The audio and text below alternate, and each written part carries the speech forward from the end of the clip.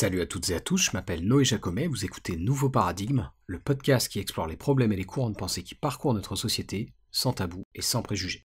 Alors si vous suivez un peu ce que je fais sur YouTube, vous aurez sans doute remarqué que ces derniers temps je parle beaucoup d'éthique, de philosophie morale, notamment du fait de positions prétendument en dehors des postures morales que je vois sur les réseaux sociaux. Je dis prétendument parce que en fait, dès lors qu'on prend position politiquement, on est toujours motivé par des considérations morales sous-jacentes. Prenez n'importe quel débat politique, comme par exemple la question du droit à l'avortement, quelle que soit votre position sur celui-ci, elle est liée à des réflexions morales, à des considérations éthiques. Et donc, dans l'épisode d'aujourd'hui, j'avais envie de revenir et de proposer une version amendée et mise à jour d'un des premiers scripts de Nouveau Paradigme qui porte sur ce qu'on appelle le réalisme en philosophie morale, qui est une thèse qui postule, pour faire très court, que les propositions morales peuvent être objectivement vraies ou objectivement fausses. Et le courant qui s'oppose au réalisme, c'est le relativisme, qui donc au contraire postule que la morale est contextuelle, c'est-à-dire qu'elle dépend de l'époque et de la culture dans laquelle elle existe, voire même qu'elle est purement subjective. Et donc c'est de ça qu'on va parler aujourd'hui, en prenant appui sur Spinoza notamment, mais pas que, parce que je vais y venir, il y a cette idée chez certains que Spinoza serait un penseur relativiste, ce qui n'est pas vraiment le cas, mais un peu comme avec l'idéalisme et le matérialisme, Spinoza est un penseur un petit peu de la frontière, même si de fait il s'inscrit in fine à mon avis, et je suis pas le seul à penser ça, on y viendra, plus dans une forme de réalisme que de relativisme.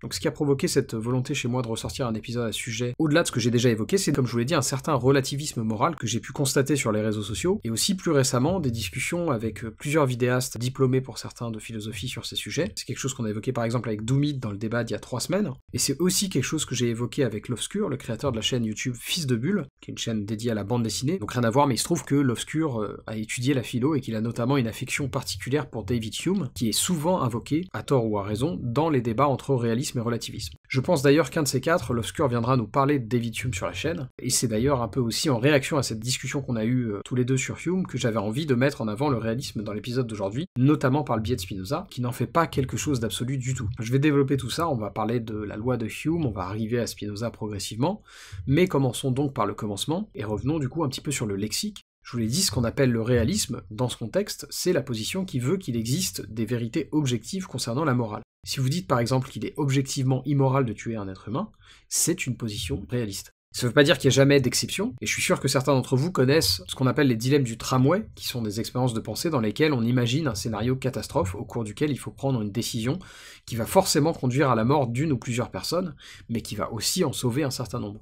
Et donc l'idée, encore une fois, c'est pas d'arriver à des conclusions absolues, mais bien d'essayer d'ancrer la philosophie morale dans un cadre normatif qui tendrait vers l'objectivité.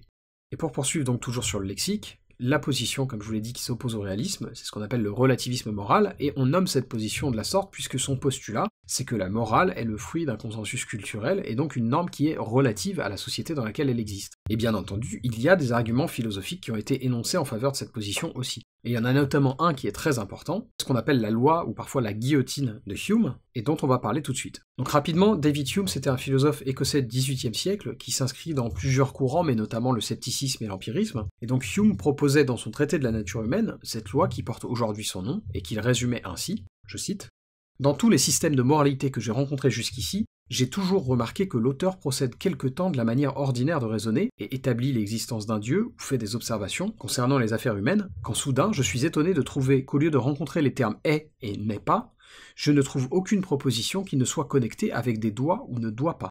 Ce changement est imperceptible, mais a néanmoins de grandes conséquences, car comme ce doit ou ne doit pas exprime quelques nouvelles relations ou affirmations, il est nécessaire que celles-ci soient observées et expliquées, et qu'en même temps une raison soit donnée pour ce qui semble tout à fait inconcevable, que cette relation puisse être une déduction d'autres qui en sont entièrement différentes. Mais comme les auteurs n'utilisent pas fréquemment cette précaution, je me permets de la recommander au lecteur, et je suis persuadé que cette petite attention fera succomber tous les systèmes vulgaires de moralité, et nous fera voir que la distinction entre le vice et la vertu n'est pas fondée simplement sur la relation entre objets, ni n'est perçue par la raison. Alors c'est un petit peu daté, et donc pas forcément évident à comprendre quand c'est énoncé comme ça, et du coup le philosophe français Raymond Boudon en a proposé une version beaucoup plus simple. Aucun raisonnement à l'indicatif ne peut engendrer de conclusion à l'impératif. Et c'est souvent comme ça que la loi de Hume est comprise, c'est-à-dire comme l'idée qu'un fait, ce qui est, ne peut pas être corrélé à une prescription morale, ce qui doit être. Donc si je constate par exemple qu'une personne est malade et que ça nuit à sa santé, je ne peux pas en conclure qu'il faut préférer la santé à la maladie, en tout cas pas dans l'absolu, puisque là il y a un saut dans la logique, entre une chose qui est, un fait, et une chose qui devrait être, un précepte moral. Ce qui est bizarre, c'est que même si généralement la loi de Hume est comprise comme ça, en réalité on peut en faire une interprétation un petit peu différente, toujours proposée par Boudon, qui dirait plutôt la chose suivante, On ne peut tirer une conclusion à l'impératif de prémices qui seraient toutes à l'indicatif.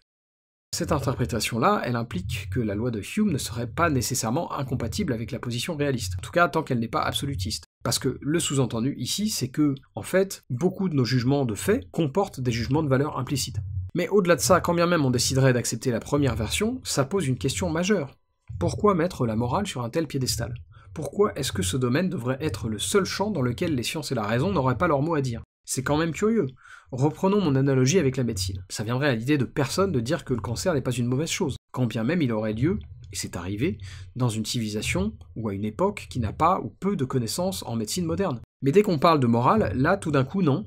Beaucoup de gens considèrent que ce qui est vrai pour eux n'est pas vrai dans d'autres cultures ou à d'autres époques. Pourtant, de la même manière que le cancer reste le cancer dans une civilisation pré-scientifique, la souffrance et le malheur restent la souffrance et le malheur, y compris dans des civilisations qui ne le réalisent pas. Et comprenez-moi bien, je suis pas en train de dire qu'il y a qu'un seul moyen de créer une société juste, et que ce sont les philosophes occidentaux qui ont trouvé comment. Il peut très bien y avoir plusieurs façons équivalentes de créer une société dans laquelle les individus s'épanouissent. Ce que je dis en revanche, c'est qu'il ne faut pas confondre l'objectivité et l'absolutisme.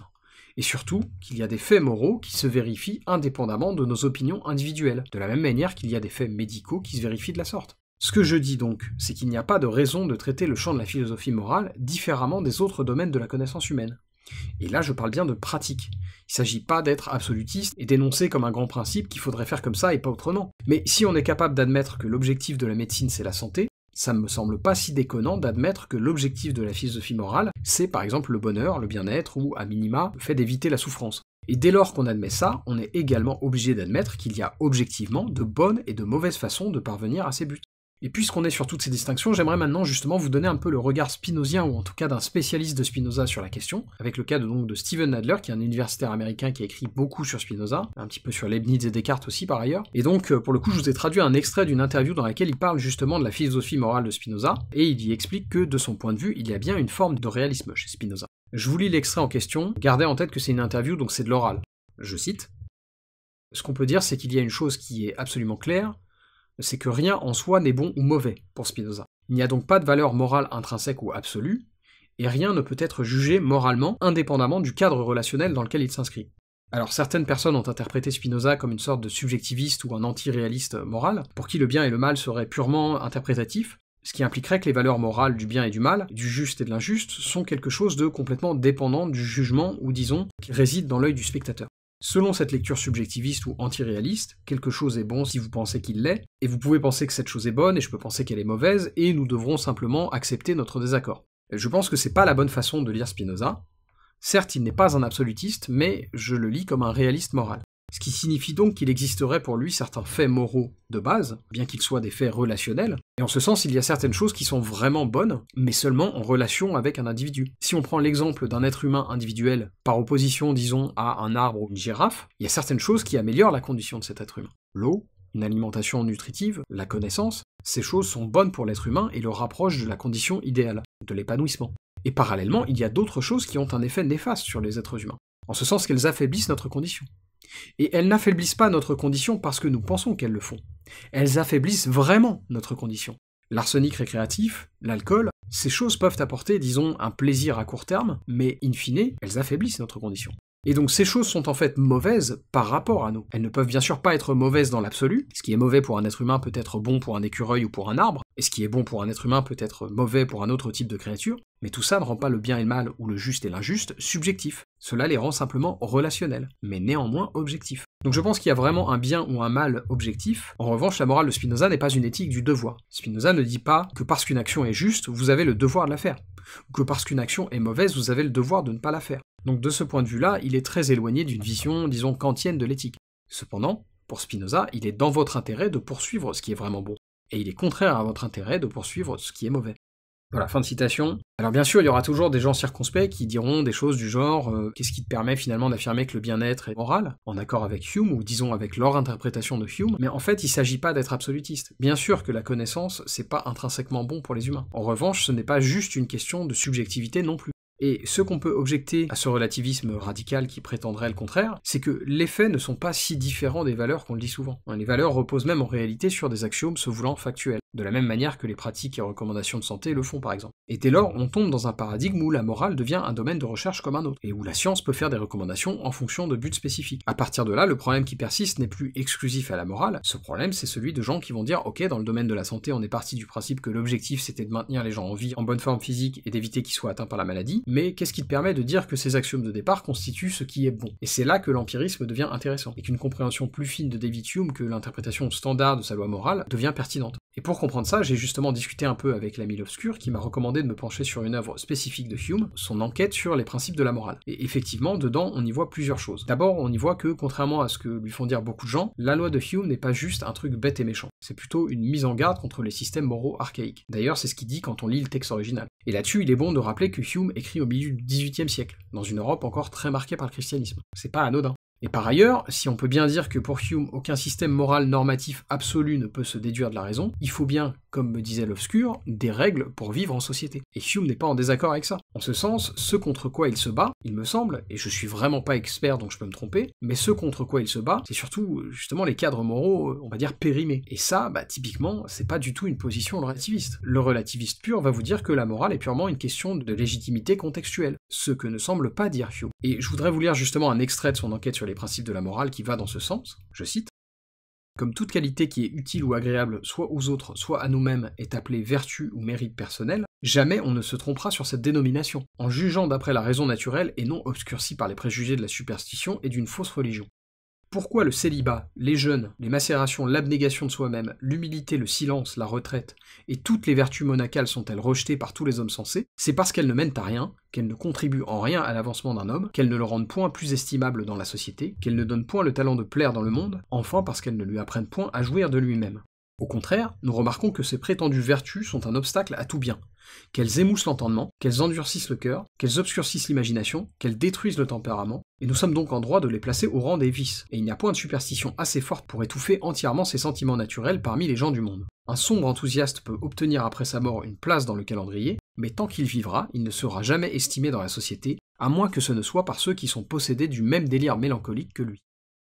Bon, c'est pas vraiment relativiste ça, on est d'accord. Je trouve ça intéressant de le souligner, parce que vraiment, la loi de Hume que je vous ai lue plus tôt, c'est le fer de lance de l'argumentation relativiste. Et parfois, elle est vraiment utilisée comme si c'était la fin de la philosophie morale, comme si plus rien ne pourrait jamais être dit sur le sujet de l'éthique après ça. Personnellement, je ne pense pas. Et j'ajoute, et là par contre je m'inscris sans doute peut-être un peu plus en faux de David Hume, mais j'insiste donc sur le fait que ce qu'on considère comme des faits naturels repose in fine aussi sur des valeurs morales. Par exemple, le fait de considérer comme vrai que le VIH est le virus qui est responsable du sida, ce qui est un fait, c'est pas une prescription morale de dire ça, mais donc considérer ça comme vrai, en fait ça repose aussi sur des axiomes moraux, comme par exemple une forme d'attrait pour la démarche scientifique, le respect et l'acceptation des éléments de preuve, etc., etc. Et c'est là où j'ai du mal à rejeter à titre personnel toute forme de réalisme. C'est quelque chose que j'évoquais dans ma conversation d'il y a quelques semaines avec Doomit, dans le podcast, mais il y a un deux poids deux mesures. On traite le domaine moral différemment des autres domaines. Et on en attend beaucoup plus, beaucoup trop à mon avis, que par exemple on en attend pour la médecine. Enfin voilà, je pense que vous avez saisi le sens de mon propos à travers ces références. Il est évident pour moi, à la suite notamment de Spinoza, qu'il y a de bonnes et de mauvaises façons de vivre sa vie. Et là, ça va décevoir peut-être l'ami l'Obscur, mais évidemment j'avais envie de conclure cet épisode sur du Spinoza, et en particulier sur un texte que je cite assez peu, mais qui est très intéressant. Et d'ailleurs, à mon avis, on va se pencher dessus plus en détail prochainement sur la chaîne. Il s'agit du traité de la réforme de l'entendement, qui est aussi appelé dans certaines traductions traité de l'amendement de l'intellect, ce qui semble plus proche du titre original en latin. Quoi qu'il en soit, ce traité, qui est un ouvrage inachevé, publié après la mort de Spinoza, s'ouvre sur des considérations éminemment morales, justement, liées aux réflexions de Spinoza sur ce qui constitue le bien. Et donc ça me paraissait particulièrement logique de terminer là-dessus. C'est des parties spécifiques que j'ai isolées de façon à en faire une conclusion digeste, je cite. L'expérience m'ayant appris à reconnaître que tous les événements ordinaires de la vie commune sont choses vaines et futiles, et que tous les objets de nos craintes n'ont rien en soi de bon ni de mauvais, et ne prennent ce caractère qu'autant que l'âme en est touchée, j'ai pris enfin la résolution de rechercher s'il existe un bien véritable et capable de se communiquer aux hommes, un bien qui puisse remplir seul l'âme tout entière après qu'elle a rejeté tous les autres biens, en un mot, un bien qui donne à l'âme, quand elle le trouve et le possède, l'éternel et suprême bonheur. Je méditais donc en moi-même sur cette question. Est-il possible que je parvienne à diriger ma vie suivant une nouvelle règle, ou du moins à m'assurer qu'il en existe une, sans rien changer toutefois à l'ordre actuel de ma conduite, ni m'écarter des habitudes communes? Chose que j'ai souvent essayé mais toujours vainement. Les objets, en effet, qui se présentent le plus fréquemment dans la vie, et où les hommes, à en juger par leurs œuvres, placent le souverain bonheur, se peuvent réduire à 3. Les richesses, la réputation, le plaisir. Or, l'âme est si fortement occupée tour à tour de ces 3 objets qu'elle est à peine capable de songer à un autre bien. Au contraire, l'amour qui a pour objet quelque chose d'éternel et d'infini nourrit notre âme d'une joie pure et sans aucun mélange de tristesse, et c'est vers ce bien si digne d'envie que doivent tendre tous nos efforts. Mais ce n'est pas sans raison que je me suis servi de ces paroles, à considérer les choses sérieusement, car bien que j'eusse une idée claire de tout ce que je viens de dire, je ne pouvais cependant bannir complètement de mon cœur l'amour de l'or, des plaisirs et de la gloire. Voilà donc la fin à laquelle je dois tendre, acquérir cette nature humaine supérieure, et faire tous mes efforts pour que beaucoup d'autres l'acquièrent avec moi. En d'autres termes, il importe à mon bonheur que beaucoup d'autres s'élèvent aux mêmes pensées que moi, afin que leur entendement et leurs désirs soient en accord avec les miens. Pour cela, il suffit de 2 choses. D'abord, de comprendre la nature universelle autant qu'il est nécessaire pour acquérir cette nature humaine supérieure. Ensuite, d'établir une société telle que le plus grand nombre puisse parvenir facilement et sûrement à ce degré de perfection.